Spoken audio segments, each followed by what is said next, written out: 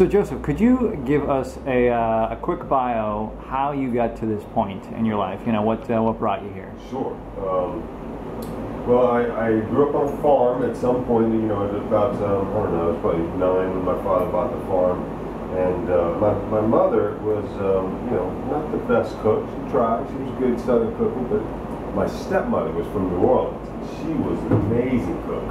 And we had, you know, our own vegetables. We grew our own. We had everything. We had a small orchard. We had, you know, berry bushes.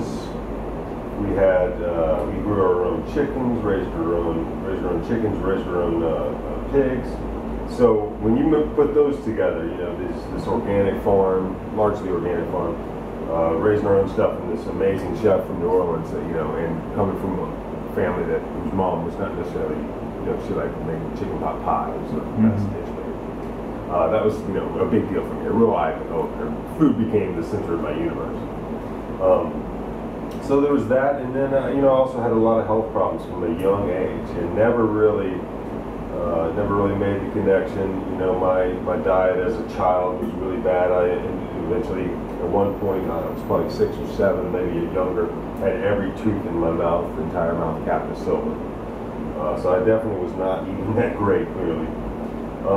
So I had a lot of health problems over the years, but I never really focused on it. I mean, you know, my family, for one thing, just, you know, I kind of bounced around from my mom's side to my father's side and never had a chance to really, you know, go to the doctor and start figuring this stuff out. And whenever I did, not surprisingly, they really wouldn't do anything for me because my problems had to do with diet and health and trauma and all kinds of stuff. And, you know, a normal MD is just not particularly, you know, qualified to take care of that. So for whatever reason, that I just didn't get a lot of help from doctors, and you know, continued to suffer, and pretty much just didn't pay attention. I left home at a young age and just started traveling, and, you know, just ignored my symptoms. And again, by that point, it was just normal to me. All these symptoms, the pain, the digestive issues, it was just normal.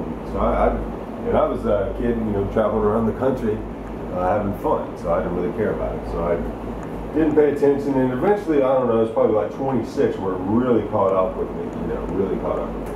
Mainly through just depression. I just really, you know, was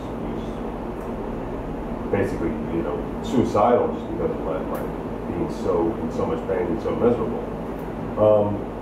And at that point, I was the healthiest person I knew as far as my diet, you know. I thought I was eating great. I was vegetarian, you know.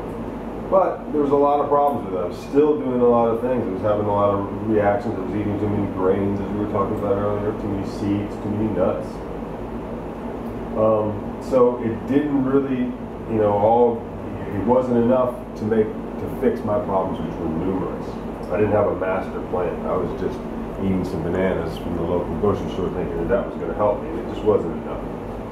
Eventually, when I moved back here, you know, after that time, I've been working in restaurants my whole life as a server, a bartender, a chef. Oh yeah, and back in '92, I was actually a chef at a little health food store. For one time, I was actually the chef of the place, and it was a little kind of a Whole Foods place before there was Whole Foods, called Dynamic Health in Jacksonville, Wyoming. And I was pretty good at it. I really enjoyed that. That was one of my favorite things. But I eventually left that job to do something to make a little bit more money, and I wanted to be able to ski every day, and I could work at this other job at night, so it was just better in that way.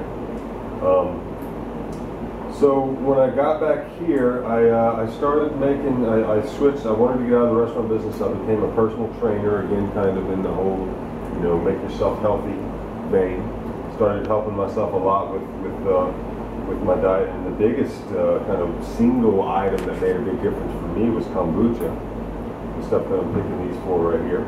And that's a fermented tea that just clued me into a lot of health problems that I was having, clued me into the fact that it was connected to my pH level, my pH balance, because kombucha fixes your pH. And I just started drinking the tea because I liked it, and noticed a lot of symptoms started going away. And when I stopped drinking the tea, it started coming back, and I eventually made the connection. And you know, that was kind of the thing that got me pointed in this direction more than anything. The understanding that, wow, just a small, powerful food used, you know, in a consistent manner, small change in your life could make big differences. Because I really just drank this tea in replacement of whatever other little fizzy ginger beer drink I was drinking at the time. And yet all of a sudden I had this major shift in my symptoms. I mean, 40, 50, 60%, just going away. And this is after, at that very moment, I was spending all kinds of money going to doctors. They were injecting my neck. They were putting, they were giving me all kinds of medications. They were prescribing all kinds of pills, saying I should get a surgery. And then all these symptoms, allergies, arthritis, just started going away just because I'm drinking this tea, at that point I learned about a lot of the problems we have in our medical system today, Western medical systems here in this country. And had learned a lot, read Omnivore's Dilemma and all these other books, and understood a lot of the problems with our food system. In fact, a lot of what we're eating today is real poison. So I started making kombucha and selling kombucha out of here. I knew I wanted to do something more with it. I wanted to have more options. Amy came through town on her way to Arkansas, I believe, and I begged her to come work for me. She couldn't do it right then. I couldn't talk her into it then, but I just kept calling her, told her, lied to her about how successful I was, and got her down here. She stayed, thank God. Now it's starting to pay off for both of us.